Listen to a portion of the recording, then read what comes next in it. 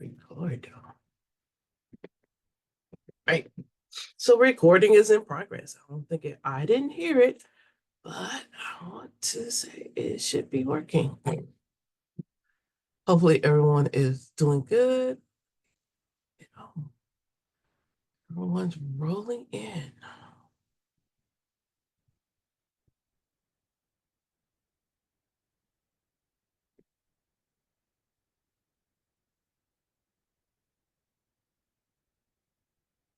I hope everyone had a great break, had a good time off,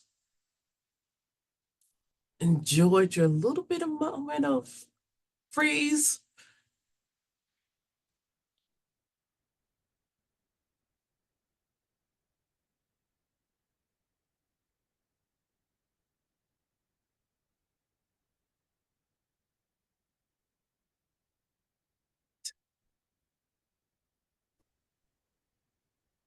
All right.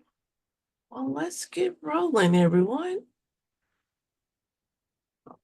Ready. Well, welcome once again to GT Tuesday. And, I always like to start out with just a little wellness checks. Hopefully, everyone is doing good. Everyone has had a great holiday, is ready for school to be really back and rolling because you had a kind of a small, short start of the school year last week with some of us having part of the week off.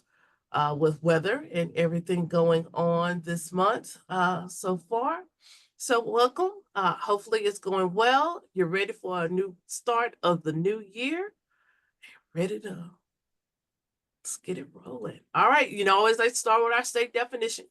So Sarah, so everyone, remember we are looking for those students who are performing at or shows the potential of performing at remarkably high potential with uh compared to students of the same age, experience, or environment that exhibits those high performance capabilities in the intellectual, creative, or artistic area.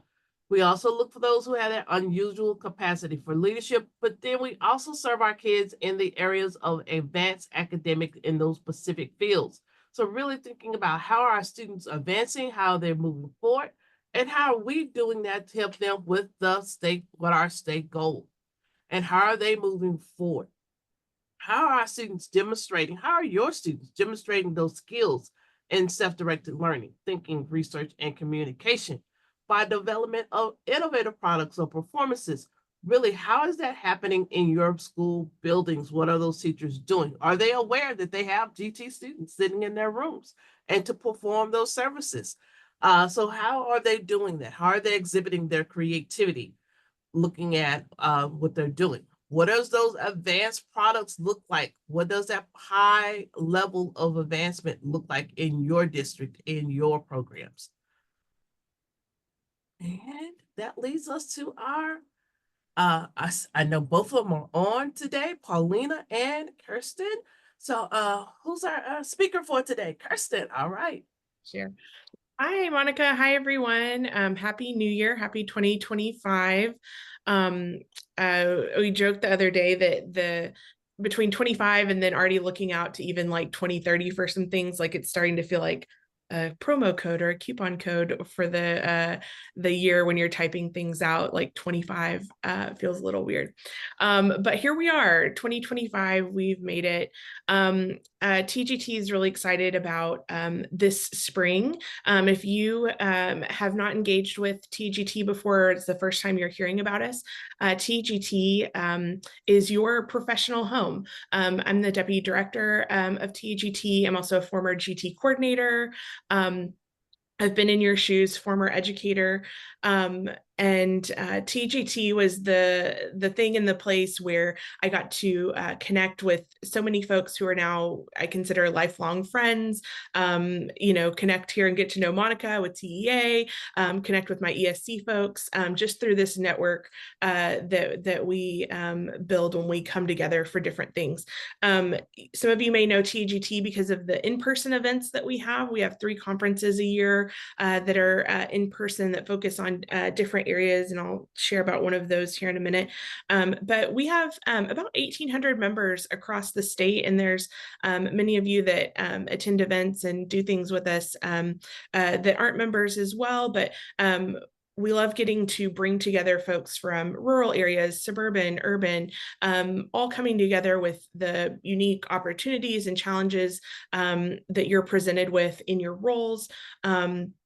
Whether you're a coordinator or director, wears all the hats, and you're like I was in my first job, where I was the pullout teacher, I was the one doing the testing, I was the one presenting to the school board, doing all the things. And so no matter what role you're in when it comes to gifted and talented students and your staff, TGT is another place and opportunity for you to learn, engage, and connect with others to help empower you to do your job even better. So I'm going to share just about a couple of things today. Upcoming this spring, really quickly, actually. First thing is we have 2 book studies starting this winter, spring, 2 book studies available, and I'll put this link in the chat so you can see both of those. But we have one coming up with Dr. Javetta Jones-Robertson and Dr. Christina Henry Collins that's specifically written for those in leadership positions, those who are looking about those who are making decisions and kind of influencing your identification processes at large across your district. Their book is titled Sparking Change to Promote Equity. And so it's about taking an equity-focused or equity-centered lens approach to your program, services, identification. And so that book study is, both of these are 4 parts, and they total to 6 hours. So if you're looking for a 6-hour update opportunity, this could be it. But that book study starts January 30th and runs through April 24th. And then we have a second opportunity led by Marcy Voss, who's the author of Gifted Multilingual Learners with Depth and Complexity, teaching them with depth and complexity. And that's for whether you're a teacher or a coordinator, director. If you're looking about how to help serve and address the needs of multilingual learners using the depth and complexity framework, this is the book. This is the book study. Marcy has worked with TGT for a very long time. She's a former GT coordinator and director, but she also has worked for an equally long time with Seidlitz Education. So if you've been on the multilingual side of things, you'll know that Seidlitz is really a chief thought leader in the multilingual space. And so we are really proud of Marcy and thankful for her contributions to the GT community and for her experience and knowledge with multilingual education. So we've got 2 different book studies. That one starts February 4th. I'll again share the link to those here in just a second so you can check out both of those opportunities. These are online and again led by the authors of these books, so you get to hear it straight from them and learn from them regarding these 2 subjects. The second thing that I want to share about that's pertinent for you all is our upcoming leadership conference, March 30th to April 1st. We'll be in Round Rock, so Central Texas, just north of Austin. And this is, if you haven't been to the leadership conference before, this is such a great event because everyone that's there is in a similar role as you. Everyone that's there is a decision maker, either for their district or maybe for their campus. And they're, again, facing those similar challenges and opportunities. So all of the programming is designed with you in mind. Our steering committee is full of GT coordinators and directors. They're the ones weighing in and reviewing all the session proposals right now. And so that programming is specifically created for you. And it's such a great time to connect in person with your peers, with your colleagues, also make new friends and new thought buddies, thought partners that you can have as you're navigating your role, navigating this challenging time fiscally, navigating the legislative session that's starting today, all of these things. So again, I'll share some info here in the chat in just a minute, but definitely be saving the date for that. We're also going to have at the on the second day on Tuesday, after the keynote session, kind of the last session of the day from 10:45 to noon. So included in the regular part of the programming, we're going to have a session led by Meredith Austin on the recent updates to the state plan. And also she's going to help lead through some work time to give you the opportunity to get in smaller groups and work on some of the things that we've heard from our steering committee and others that you would like time to talk through and figure out, like, okay, well, how do I write a policy that reflects, you know, the use of funds, GT funds in my district, or how do I write a plan to get back in compliance in an area, different things like that that you would like to have, again, some people sitting next to you elbow to like work on together. So again, that's part of just the regular conference programming, but that'll happen on Tuesday afternoon. Kimberly, I see your message there in the chat. So the steering committee is finishing reviewing sessions right now, like this week. They'll get those back to me really by like tomorrow or so. And so we'll review all the data and things from those. And we expect to be able to publish sessions the week of January 27th. So sometime that last week of January, we should have sessions available for you. And we'll have the schedule at a glance up on the website here probably today. So you'll be getting more information there. And I'll be sure to share those links in the chat. Yeah. Blake, I'll chat with our team about that, and if there are, I will I'll make sure to let this group and everybody else know. Any other questions or things I can address about TGT or upcoming events? Good morning, everyone. This is Paulina. So good to see you all. Happy New Year. Hope you had a great holiday. It feels like that holiday was like 10 months away for me. I know you probably feel the same way. Kristen, would you tell everybody a little bit more about the Connect chat that's coming up, and also like kind of what those are, and to keep an eye out for those as members of TAGT? You know, there's a lot of things that we put together on your behalf. And of course there's costs to that, but we also know with the budget issues that everybody's having, that we want to make sure that you feel like your membership is valuable, even if that's the only thing you can do is join. So there's several opportunities for you all to connect, both live and online, kind of asynchronously. So if you could talk about that, that'd be awesome. Sure. Yeah, those of you who are members of TAGT, or if you're thinking about becoming a member of TAGT, we have lots of free programming for our members. We almost about monthly. This month we're having two actually. What we call Connect chats, which are really just opportunities to come together around a relevant topic or theme or information that maybe started as a conversation online, or some folks were kind of organically talking about it maybe at an event, and then it turned into an online opportunity. And so we have a couple this month. One, Amanda Smith from Alvin ISD will be kind of facilitating it, but it's these Connect chats are designed to be a conversation to like try to figure things out, or glean some information, or how you can make something work for your district. And so on January 21st, she's going to be leading a conversation around something they did in Alvin, where they were stacking both AP Seminar and AP English 2 in order to basically create more capacity for students to take AP courses, but also leave room in their schedules for other things, and to also build in a way to have kind of a critical mass of students taking that AP Seminar and engaging in that opportunity. So Tuesday, January 21st at 1 p.m. If you're a member, you can log in and it's free. You can go ahead and register for that. And then on Wednesday, January 29th, we're going to have part 2 from Ann Shoplick from the Bell and Blank Center talking about acceleration. We have a recording up that from her part 1 back in November, talking about kind of acceleration 101. What does that mean? And who should be accelerated and how can they be accelerated? Is it just for one subject or grade level? Like, what does all that mean?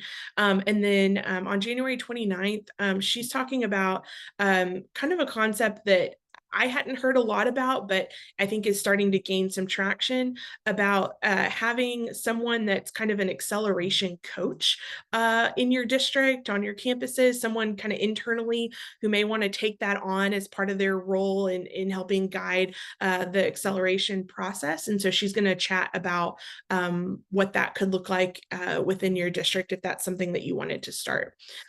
So there's programming like that we're putting together on your behalf, and as we're listening to you and hearing what your needs are. So again, those are things that are just free for members for you to engage in.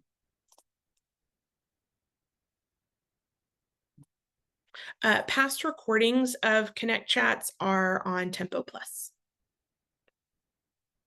Oh yes, and Paulina reminded, as today, if you haven't heard, today's the start of the legislative session, and so TGT will also be sending weekly legislative update emails, so you can look for those on Thursdays.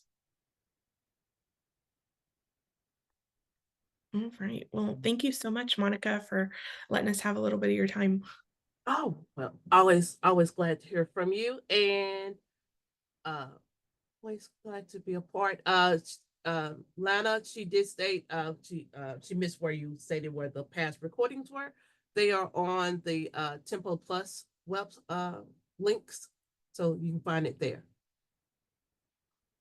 And Paulina dropped the link in the chat. So yes, and it is legislative session, and they're kicking off today, and so you can always start following, and we'll have I'll show you at our next GT Tuesday how to follow bills and whatever, and we'll see if we come up out there. But we'll do a little talk about it so that if you want to follow, you can follow. All right. And thank you both ladies for your hard work and your diligence in our gifted community with how you work for us in gifted ed. All right, and I'm not sure, I'm not seeing my contact, but I want to make sure if they're here. My international baccalaureate was coming to talk today, and I'm not seeing if anyone's coming off mute. No, next time. All right. So, as you know, I always like to try to give you a little update on what does our data look like? What do we look like as a state, as with our gifted ed numbers and where we are? And so just a few, it's been updated. And as we go into it, really thinking about how we serve our students, how we're changing how we serve our students. Because, a lot of you are having those conversations. A lot of you are worried, funding changes, things happen. We all know it's happening here in the state of Texas. So here's our numbers per code right now of how we are serving students here in Texas. And right now, predominantly, most of you are having pull-out programs. So there are 781 districts out there that have a pull-out program. 252 of you say you have a push-in.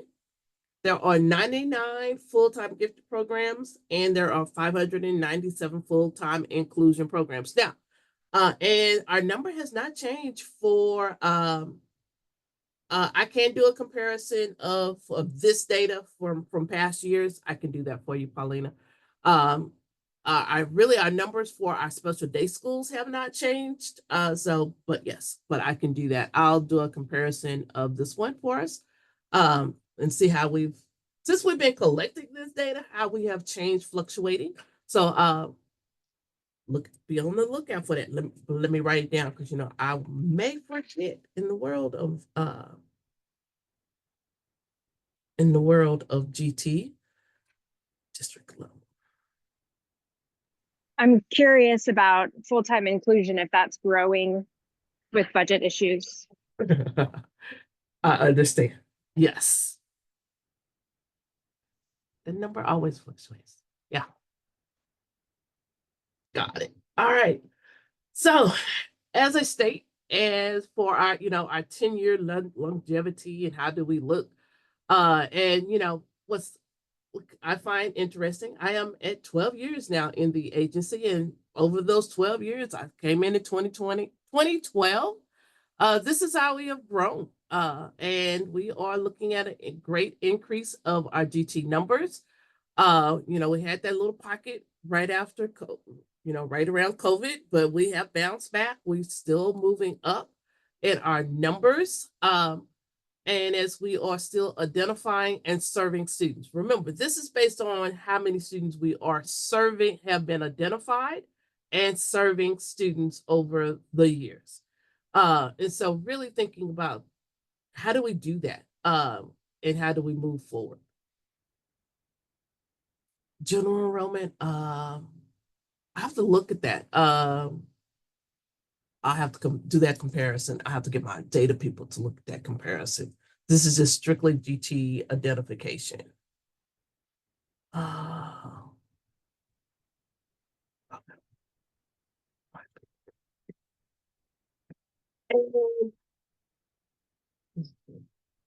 So this is how we're looking what our dyslexia students. There has been a little growth here also over the year. And as we've been collecting this data, so we are identifying 8,560 students as gifted and dyslexic, and really thinking about how are we doing our services and making sure in the competing roles of dual programs, how are we making sure that students are getting their services that goes from each point. Look at my numbers. Okay. And here are our GT bilingual program numbers, and realize something. Where are we looking at is our program and how they have increased and how we are serving kids in our English bilingual and dual language programs.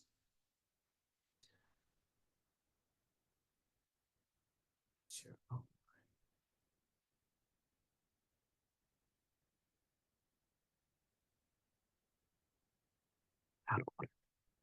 All right. So those numbers are still pretty much comparable. We are still looking at our English as second language program model as the more the service model for most of our districts out there that are providing GT services, or that's where our GT students are predominantly living, is in our ESL pull-out programs also.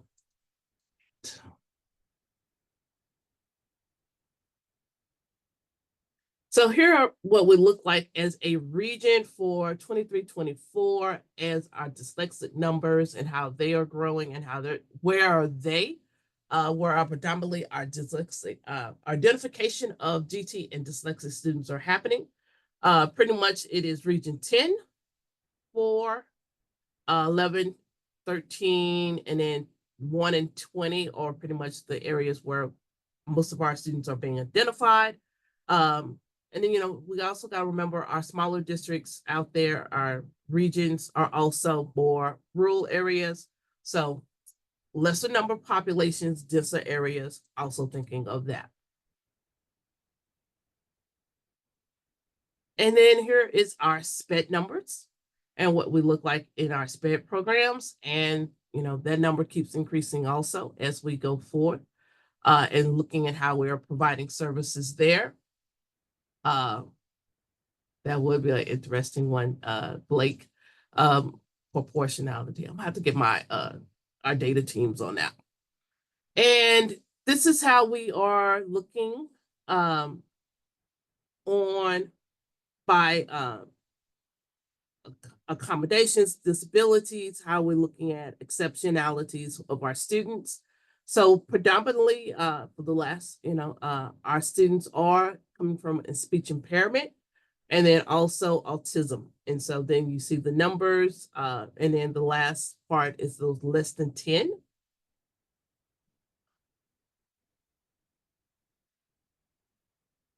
Then I got a question to go back one. This one, Blake?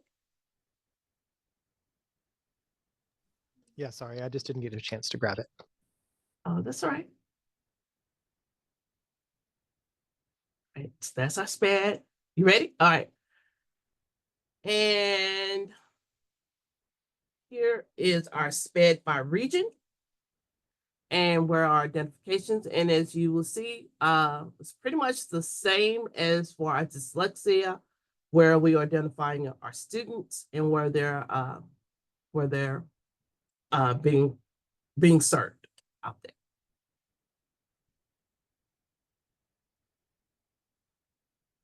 Right. And then did a little growth comparison for our emerging bilingual students in GT. So our just in general EBEL, we are growing. But we did have a little drop last year in our bilingual program, but we did have an increase in our ESL program. So it's really kind of interesting and having we'll have a conversation with my partners over there to really think about what are we doing, how are our students being served, where are they being served, and where they not being served. So, you know. Monica, sorry, this is maybe an ignorant question, but can you tell me the difference between those three things? I kind of thought they were just different nomenclature for the same. So in bilingual, they are specifically looking at, if we go, let me go to this slide. So our bilingual program is really looking at those students who are in those models of a dual language program or a dual language two-way, one-way, transitional programs where ESL is they're getting ESL content-based or the ESL English as a second language model. So it's depending on the models of service. So where they're being served, that's where those two differentiate for services. So it's depending on what model they're working out of. Okay. And then on that other graph that you had just a second ago, the first set of numbers is combining those two? Is combined, is all students who are disidentified emerging bilingual. Yes.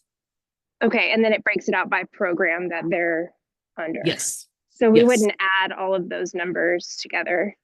No. Okay. No. No. No.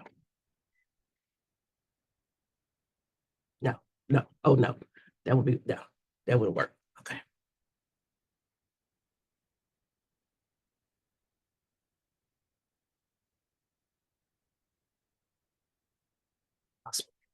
Denial for EP services. I'll check on that one. I want to say before I say yes or no, I will check on that one. Okay. Talked about this one. And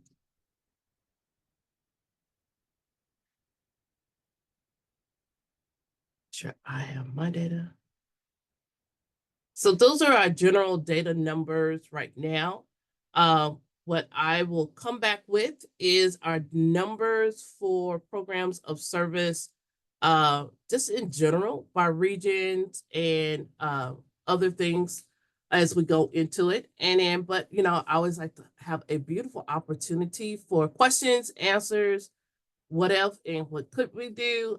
If you have questions on, if there's any data pieces that you're interested in looking at or want to know about, I do also provide our regional service centers, their numbers, so that they can look, and they'll have conversation with them. So here we go. So let me look at this. In our chat. So parents who decline services is a part still coded as EB. So that will be a part of that one. So, okay, and we'll make sure.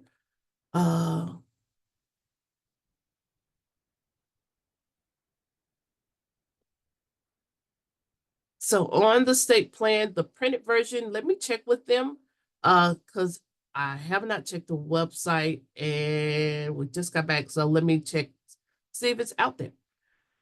And okay, so do you allow parents to see completed teacher observations when part of the identification process? So I think that is a and probably that's more part of your appeal process. And what data are you sharing and what information you're sharing with the parents in the appeal process? I would recommend, if you are sharing the data, the pieces, if you're sharing a teacher observation or checklist or whatever you're doing, I would highly recommend that you, even though it may come from one teacher or multiple teachers, possible, that you try to keep it unbiased and just really just being specific and or just really just showing the data numbers for certain pieces and looking at the profile sheet so that they can see how their kid was, because that's really what they want to know. What did they miss or not necessarily looking for a breakdown of how they scored. So what are those components? So I'll probably look at more profile of this is what's the total score that made it to the profile sheet or the matrix, however you call it, whatever you're calling it for your district. I hope that helped. And so if someone else is doing something different out there, you feel free to drop that in the chat or come off mute. Are you required to, I think I just lost it. Are you required to get parent permission for GT placement?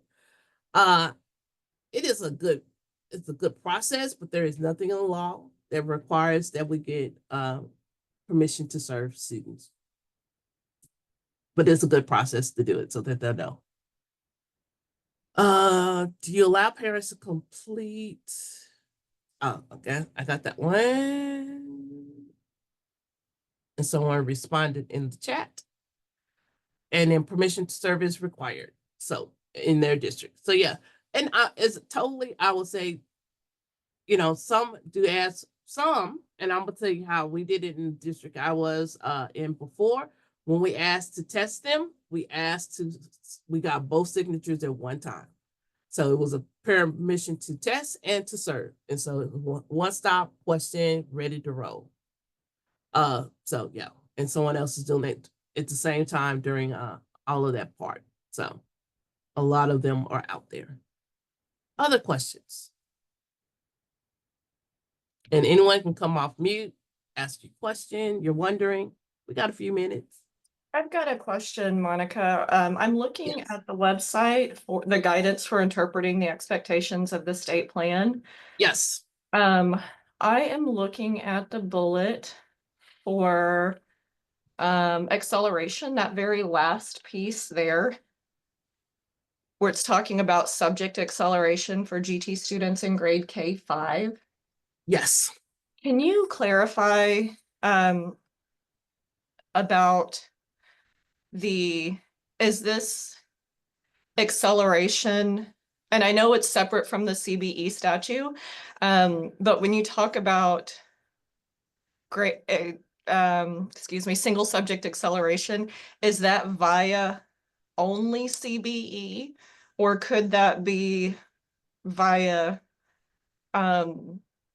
criteria and processes developed by the LEA? So looking at different strategies for single subject acceleration, as long as we are faithful to the definition of acceleration outlined in the new state plan.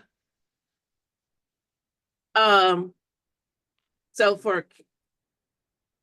and if I'm remembering right, thinking of the rule, it is separate from CBE. So no, you do not have to do a CBE specifically. You can determine and develop. I highly recommend that you develop a district policy or procedures for grade level acceleration. Because if I'm remember correctly from the CBE stretch, you have to develop one for your your K-5 anyway. So definitely coming up with your procedures as a district.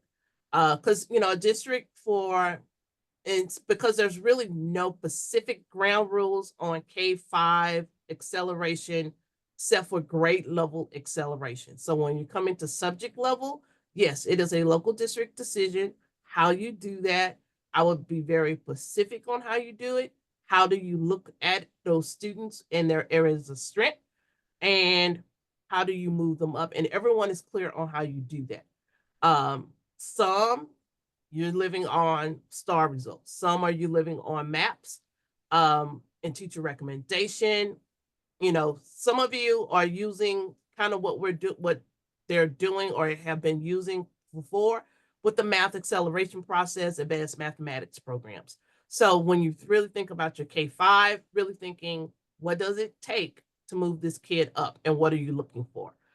Because once you start moving, there are going to be, expectations on how, at some point they're going to hit that STAR grade level and making sure that they are not, if they're not taking a STAR, they're taking the appropriate STAR, and how they're moving and how have you basically, when you really think about it, how have you determined that they have mastered the subject area and are ready to move to the next level? And so they will not be bored babies sitting out there. So thank you. So Yes. when you're talking about single subject acceleration, are we defining that as like I'm a second grader, but for math, I'm gonna be exclusively in the third grade math classroom because I have MAP, whatever local assessment data tells me that I should be there. I'm taking that third grade STAR. Or could it look like I'm a second grader, I have potential that's above grade level in math. So maybe during that intervention block, I travel to third grade, receive intervention for like accelerated math learning, but the majority of my TEKS instruction is based in second grade, so I take that second grade STAR. Do we have the flexibility to determine what that single subject acceleration looks like? Or are we really, or is That's a grade nope. level jump? Nope, that is a local district decision. And it can be, as you just said, it could be just two second graders in that same classroom doing both of those models that you have just spoken. It depends on when you really think about it, and if you're really thinking best placement for a kid, and when you're looking at acceleration, it could be one is actually traveling to their third grade classroom because that's the best place for them to get their subject because they are mastering it at that level. Where the other one, yeah, we can give you some of those skills, but you need more second grade and processing. So we're accelerating you, but we're not all the way accelerating. And when you think about acceleration, it runs the gamut of different areas and different ways that you can look at it. And if you need to, I would not say just group it. It needs to be individualized. When you really think about, especially for our K-5 babies, how does it look? And as I said, it could be those two prime examples that you gave would benefit both students. So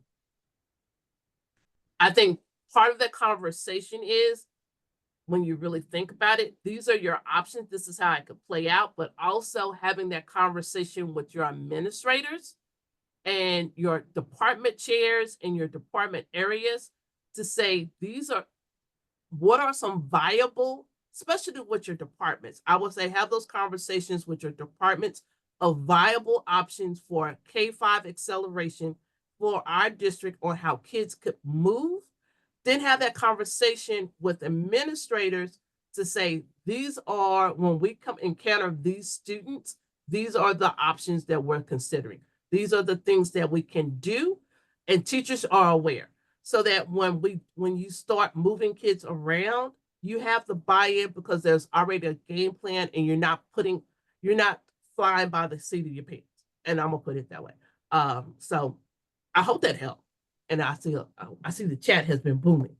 No, that's extremely helpful. I've got a meeting with our assessment director coming up, and that's really going to help guide some of those conversations. So I appreciate it. Thank you. And I think also determining what is those assessment, if you're doing some of those assessments, if you're doing a beginning of the year, mid-year, end of year, what are some of those because I'm always going to be promoted, use what you already have in district. So what are those cutoff scores are you looking at to say, if this kid is mastering at 99%, why are they sitting in a second classroom driving someone crazy? Where, okay, can we move them over here? What can we do? What are some options? Or you might have that one at 90%, who's moving that far, but still need a little more structure. So we got to think about what are our options. And then that's why I always say, bring in those subject area masters so that they can have those conversations also as they do it. And then I'm looking at Blake's question. Can a student receive content acceleration for all 4 content areas, but also retain their grade level status? So in other words, can a student taking 5th grade level courses in all 4 content, but show up as a 4th grader on paper?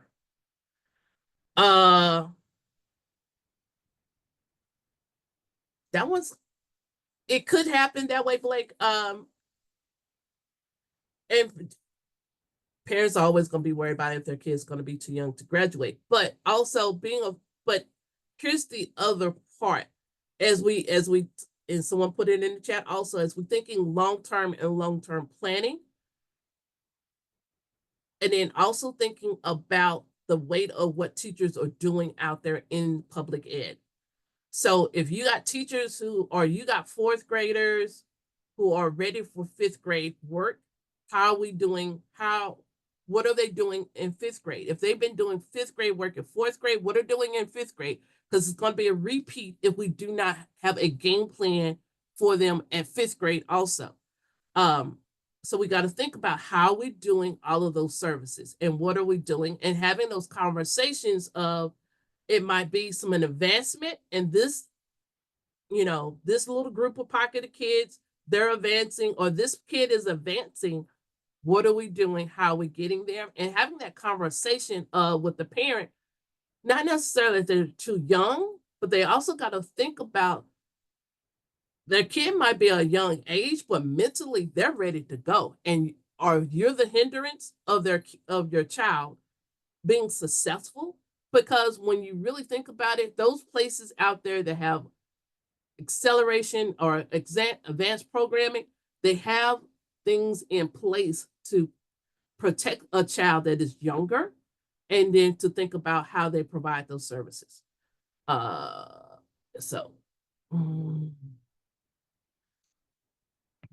And okay, so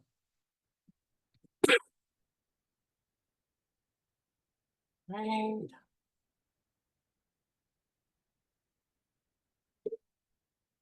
And yes, and so I think, and I thank you for putting that information on the Acceleration Institute.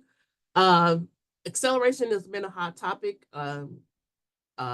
Commissioner heard a podcast on acceleration a couple of months ago, and so I did a quick, what do we look like in the state of Texas?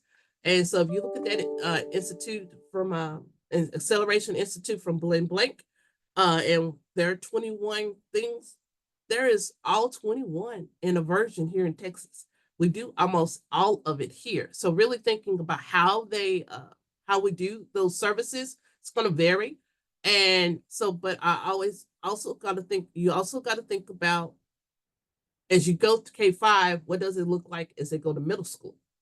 What are your services? And then once they hit high school, are they going to be limited with, most of them, calculus is the top level, but they're already taking calculus in 6th grade, I don't know. But really thinking about that.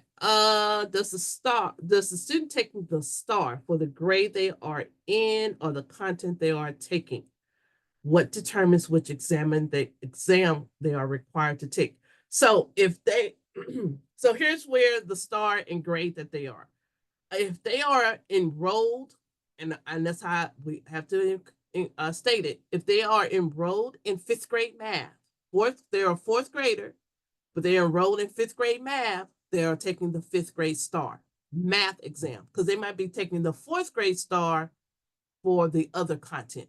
So whereas they're enrolled on record, that's where the exam takes, because basically they have mastered the 4th grade star. So they should not take 4th grade and 5th grade. They take one. And yeah, I hope that cleared that one up.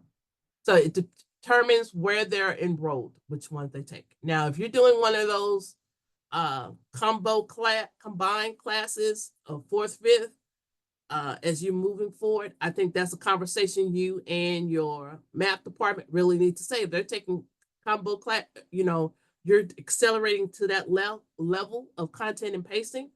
Which one is that? Which one does the students take? If it's predominantly more 4th grade, you might say we'll take the 4th grade exam, where the 5th grade might be more heavy, even though it's got 6th grade content.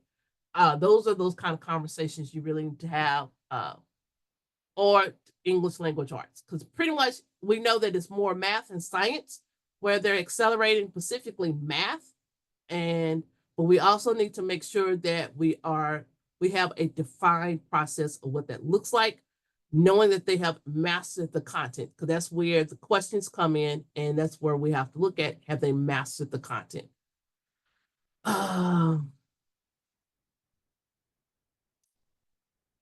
Yes, it does need to, thank you, Donna, for yours. Do you think that it looks like on the report card? It needs very, very clear. If you're accelerating, it needs to be very clear. If you're moving a student around, it needs very clear, because a lot of you do not, not you, a lot of your district personnel do not forward over all of the records to the next school that is receiving that beautiful baby. So they're missing out something. So really thinking about, what does it look like? And how does that go?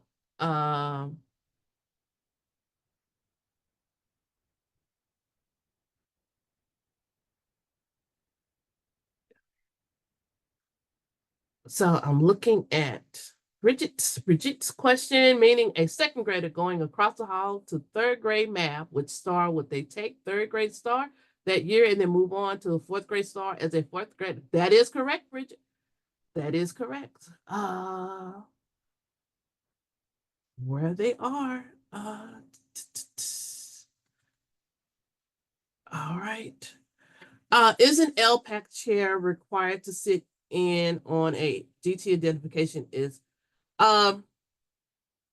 We have put that into our language at this time, that yes, you can invite them to that committee, and I will highly push for them to be there, because at this point they need to have that conversation. Or, how does this, what are our services? How does this look? And make friends with them.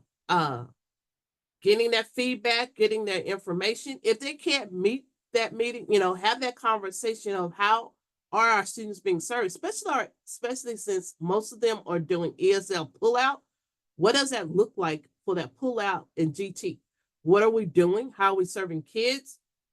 We need to make some good buddies over there.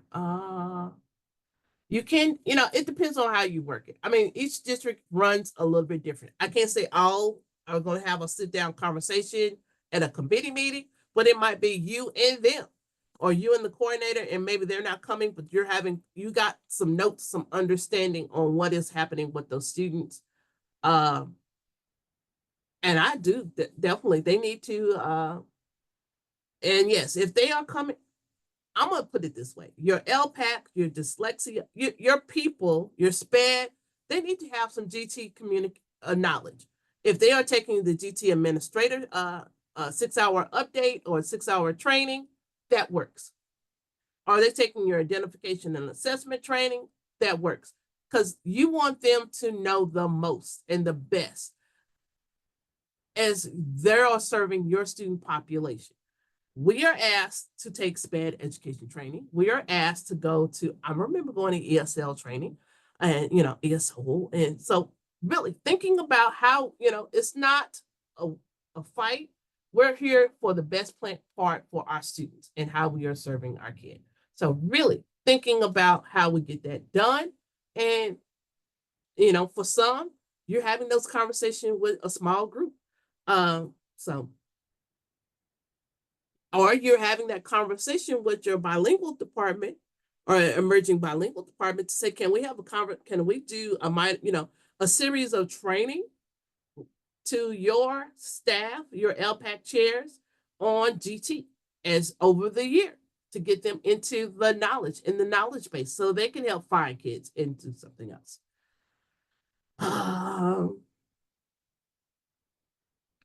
So we got, okay, so. Monica, the TAGT book study with Marcy Voss might be a great thing to invite one of your EB colleagues to. Yes. And maybe do it together. Yes. Could be pretty cool. Yes, and it's a good book, y'all. I actually saw Marcy present. When was I there? At Region 2019. I think about where was I? Region 19. And Marcy did present on her new book and on Death and Complexity, and that would be a great conversation piece. Yes. And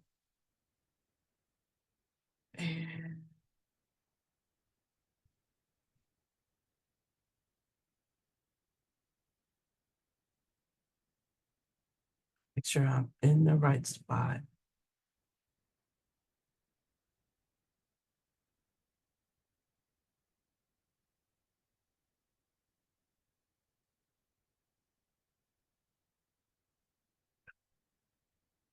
All right. Did I miss any questions? Because I think I got them all.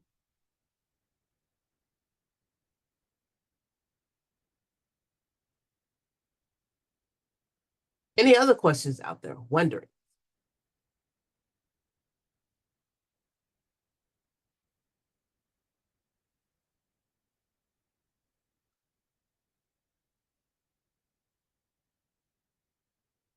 All right. Okay. All right. Anyone have any announcements they want to share? Want to put out there?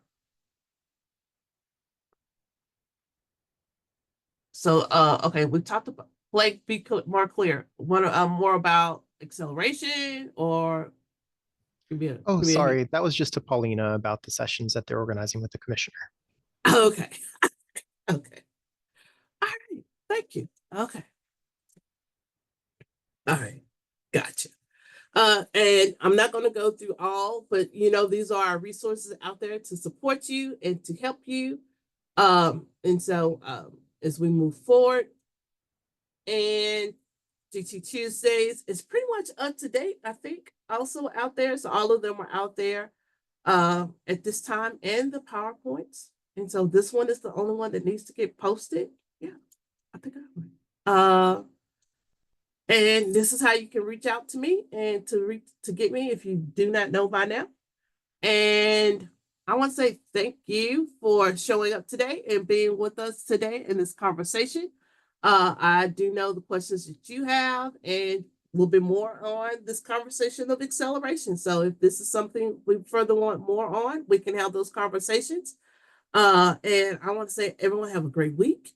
Have a let me see, when is our next session? I can't remember.